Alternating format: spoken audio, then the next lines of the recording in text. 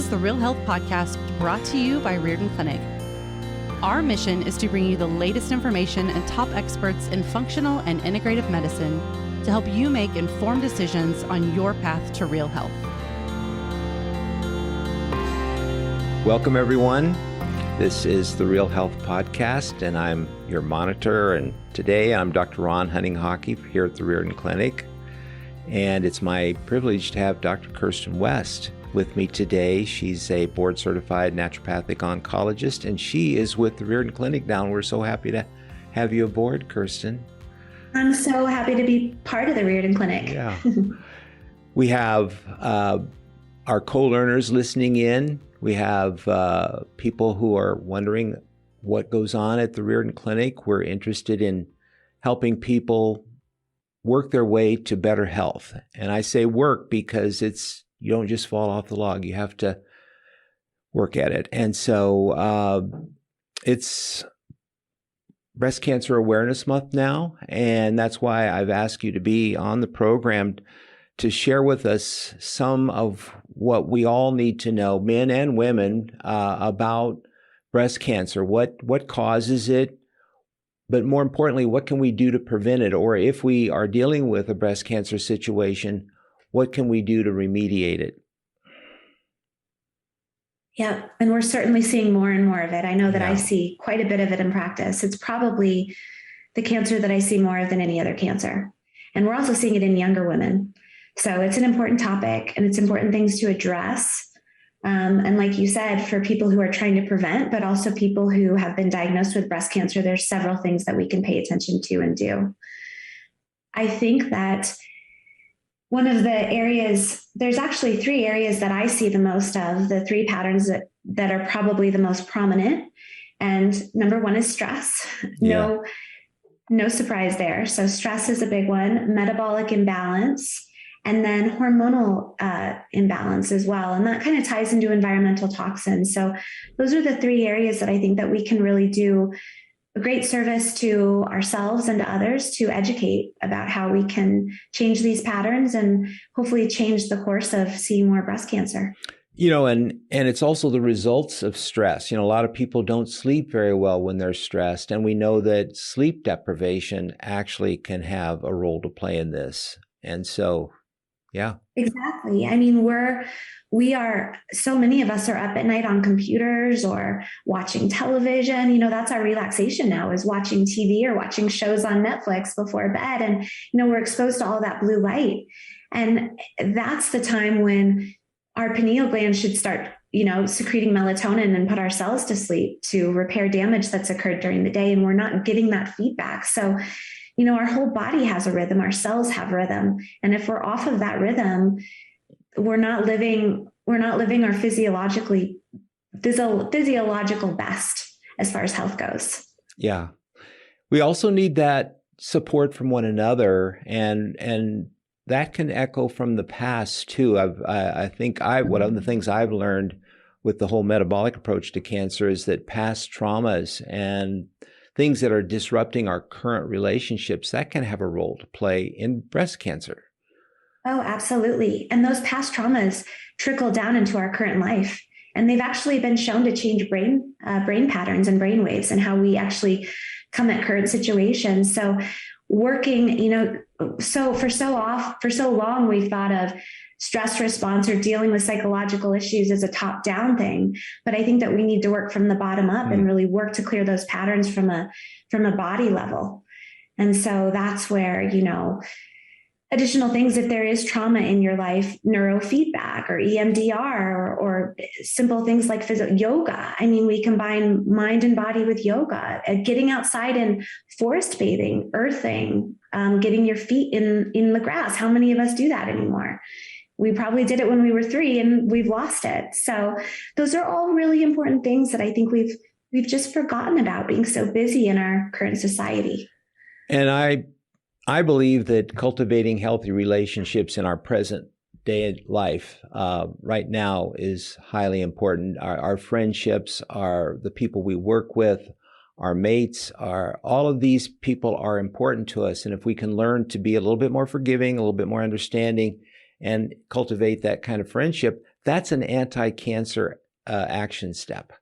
Oh, absolutely. And there have actually been studies for women, specifically with ovarian cancer and breast cancer, women who have more of a, female group or female tribe, Right. They actually have increased overall survival. There's something about that community that is so important. It feeds our soul and it feeds our body. So, yeah.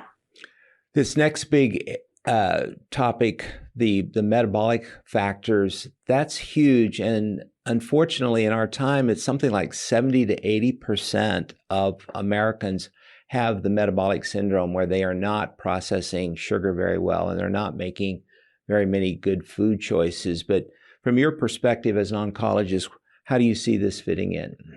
Well, I think that this actually ties into the circadian rhythm too, because, before our bodies we're so smart, right? We've got these great brains, but our society has actually evolved a little bit quicker than our physiology has.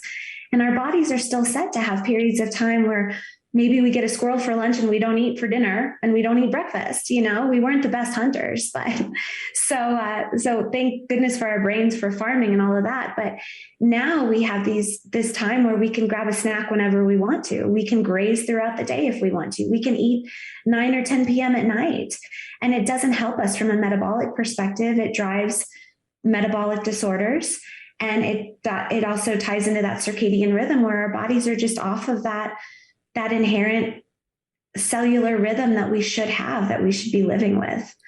And if you're snacking more and fast fooding more, the convenience stores and whatnot, you get a lot more sugar and you get a lot of the wrong oils. And these wrong oils are disrupting mitochondrial functioning, and that goes right to the heart of cancer. Right. And it promotes inflammation. And we know that cancer and inflammation go hand in hand. In fact, I know you've spoken to this in the past, but cancer is considered a wound that doesn't heal. And a wound that doesn't heal is chronic inflammation. So if what we're putting in our mouth is driving those inflammatory patterns, then voila, it sets up the terrain for developing a cancering process.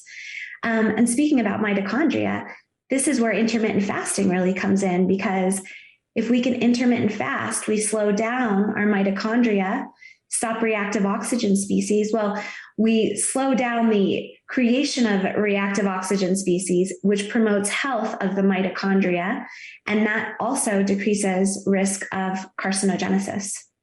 And that goes into the meal timing as well. So on the other side of the coin here, in terms of what are the good foods that people need to be looking for, what's your kind of concise way of helping people? Because there's a lot of confusion about what should I eat or what shouldn't I eat.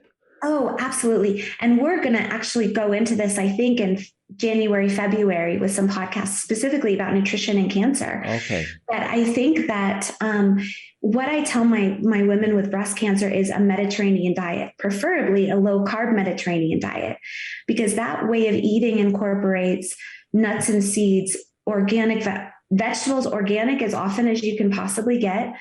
Like I said, the nuts and seeds, herbs and spices. Herbs and spices, we forget, are some of our best cancer fighters. I mean, you add rosemary to a burger or to chicken that you're cooking on the grill, and you're going to decrease some of the toxic load from that. So simple, but also lots of olive oil and clean fish. Important to look at ewg.org to figure out the best fish, but fish is also a great thing for us to be focused on. But that's what I say, low carb Mediterranean. If you can do that, you've got it dialed in. I've often said, just look down at your plate and you should be seeing a whole bunch of colors. And yes. If you're seeing colors and spices, you're getting phytonutrients. And these plant-based molecules for time immemorial have helped humans and other creatures live in a more healthy way. And so if you're doing that, you're helping your immune system, you're controlling inflammation, you're improving your microbiome in your gut. All of these things go into preventing and treating cancer, breast cancer, all cancers. Absolutely. And the more variety of vegetables that you have, the more you're diversifying your microbiome. And we know that that's the seat of your immune system. And to speak to looking at the plate too, I think for so long in America, we've kind of thought of our meat as our main meal, the main piece of our meal or our plate, and really what it needs to be is a sidecar. to our plate full of all of the colorful vegetables and nuts and seeds and herbs and spices. Yes. Okay. Can we go into that third big area, which is hormonal imbalance? I think there are many sources for why this is happening. Maybe you can unpack some of that for us. Yeah, so I think that, and I know that many women are aware of this now, and they're actually putting it down on their new patient paperwork, which is great. But use of birth control pills at a young age. I mean, I know that there's even studies now showing that that does increase risk of breast cancer. It's such an easy thing to do. Nobody really thought wrongly of it for years. And now we're seeing it increases risk, as happens with many things. But that's a big piece. And then the other thing is our endocrine disrupting chemical, estrogen-like endocrine disrupting chemicals, which are found in so many places. And those things that they're found in plastics, they're found in foods, they actually have been shown to promote puberty earlier in so many young women. And so we're getting these exposures to these exogenous hormones, which our bodies were not meant to deal with. And so when you think about those things and their exposure over years, it can lead to breast cancer. Yeah, and the range-fed beef, if you're going to eat meat, try to get clean beef because they oftentimes inject the cattle with estrogen just prior to taking them to market. So growth hormones, yeah, estrogen's a growth hormone. They want things to grow, and so that's what they do to fatten up the beef prior to putting them on the shelves. So it's really important to make sure that, again, coming back to food, what you're putting in your mouth is as clean as you can get, and also what you're putting on your body. Yeah, and your weight makes a difference here too, because that can expose you to more estrogen-like compounds as well. Right. We tend to store a lot of those toxins in our fat cells. And we also know that fat has aromatase activity. So the more weight gain that women tend to hold, the higher their exposure to estrogens, which is why the studies have shown that, some of the best prevention for breast cancer is keeping yourself at a healthy BMI. And after developing breast cancer, making sure that if you're not at a healthy BMI, you're getting there. And then going back to the colorful foods, broccoli and some of these other foods actually help block estrogen receptors. Yeah, it's such a good point, because they contain a component called diindolylmethane, which actually decreases the production of carcinogenic estrogens in the body. And then the sulforaphanes are also so helpful as hormone modulators as well. Something as simple as ground flax seeds every day can help to decrease the enterohepatic, big word, but basically stop us from reabsorbing those carcinogenic forms of estrogen and getting them out in our GI tract. And those foods also, back to the microbiome, they basically help us maintain a better weight. They found that you could transfer one microbiome to another person and actually cause them to gain weight or lose weight, depending upon what microbes are getting into the microbiome. So all of this ties together. Yeah, some supplement companies are getting on this and starting to create probiotics that have been studied to actually help to decrease weight or decrease appetite. So, yeah. I would be remiss if I didn't mention dental health, because Dr. Thomas Levy tells me all the time, if we have a breast cancer patient, be sure and have them check and make sure they don't have any serious infections, possibly infected root canals, gingivitis, those kinds of things. Believe it or not, the lymphatic drainage goes right down into the breast tissue and can be a major causative factor in breast cancer. Yeah, absolutely. And you can actually find teeth charts or tooth charts online that show the relation to organs for certain teeth. And it is pretty incredible, the correlation when people do have dental issues, and then you see that the breasts are that area of the mouth that have been affected, but it's all connected. It is all connected. We're just going a little bit off topic, but a lot of women ask about thermography and the benefits of it versus mammography. Could you speak to that just a little bit, Dr. West? Yeah, so thermography, the bottom line with thermography is that you want to establish a baseline and then continue to use it, because it's not going to act as much of a if you get one, it's not going to be diagnostic, right? I mean, then maybe if they're really seeing a strong pattern, it may be helpful to kind of point you in the direction of cancer. But the key to thermography, what thermography does is it's looking at specific heat patterns within the breast. And we know what we have learned is that cancer has more of a heat pattern because there's more blood vessels going to it. So there, you'll see different patterns on thermography with cancer. And so it's good to get a baseline and then continually go every 3 to 6 months. And the thermographer will help to recommend that based on the patterns that they're seeing. So you can do that as kind of a nice way of being like, is there anything we need to worry about here? Is there anything that's going to kind of push us into maybe getting some more diagnostic testing? And if there is something that is seen, that's when we think about, well, maybe we do want to consider ultrasound, or we want to consider MRI, or we want to consider a mammogram. But it gives us, it's a good start to get some more information about the actual patterns in the breasts. Okay.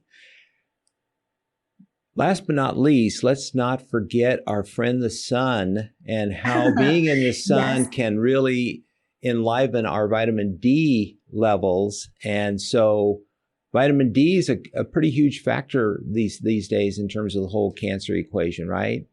Oh, absolutely. And it's such a simple blood test. If we could just all, what a great way to prevent disease is to we should all have our vitamin D levels checked. And if we're low, it's an easy thing to supplement with. And unfortunately, even people who live in Hawaii are deficient in vitamin D. So, we can be outside as much as we want. I tell patients all the time, they're like, well, I stopped taking my vitamin D over the summer because I'm outside. And I'm like, well, let's still check your levels, and we may still need to be supplementing with it. So absolutely, it affects over 200 genes that can be associated with cancer. So wonderful, easy thing to do. Yeah. So any other thoughts about, in terms of this whole thing? Because I know there's a big fear factor in women because the rates have been rising. And so we've given a number of really good ideas in terms of prevention, and these same things can help women who have early stage or even late stage cancer to start to turn it around. Is there kind of an attitude about breast cancer that you can think of would help women kind of relax a little bit and feel more confident that they can prevent or control this problem? I think that first of all the things that we spoke about, those are big areas, and the top areas that I seem to see or tend to see in clinical practice. And so those are things that we can absolutely address. I also think that, we also need to remember that cancer doesn't happen overnight. We are in control. We're in more control of this than we think we are. And I think empowerment is important. And, there's been studies showing that 90% of cancer is due to, more lifestyle factors than it is actually genetics. So that should take the feeling of not being in control into feeling more empowered about our health. And then I think a big thing too is testing. Mm-hmm. Just talked about with vitamin D. If you're worried about getting cancer, if you have a family history of cancer, start making these steps like we spoke about. Get in with a functional medicine or a naturopathic doctor or somebody who is well-versed in these things. But most importantly, get some lab work done. Look at your terrain. See what's going on. See if there's some patterns that, your body's telling us that maybe you didn't realize were there that you can address. Yeah, here at Riordan Clinic, Dr. Riordan made this one word very famous: co-learning. And we believe that if people can partner with us, we're going to help you feel more empowered in your whole process of learning about yourself and feeling good about taking better care of yourself as a way of prevention. Obviously, early detection is very important, but if you can be robustly healthy, you can actually prevent these problems. Yeah. Yeah. What did he always question people? He always used to say, what is the most important nutrient? He used to ask people that, right? The one you're lowest in. So if you don't measure, you'll never know what it is.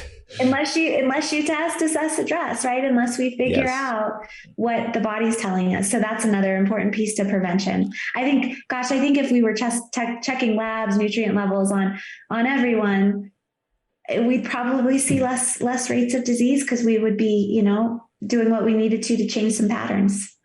So Very good. Well, Dr. West, thank you so much for being on again and doing such a wonderful job of helping all of us understand what we can do to take better care of ourselves. And you take care also. Oh, I will. It's always a pleasure. All right. Thanks again. Thank you. Thank you for listening to the Real Health Podcast. If you enjoyed this episode, be sure to subscribe and leave us a review.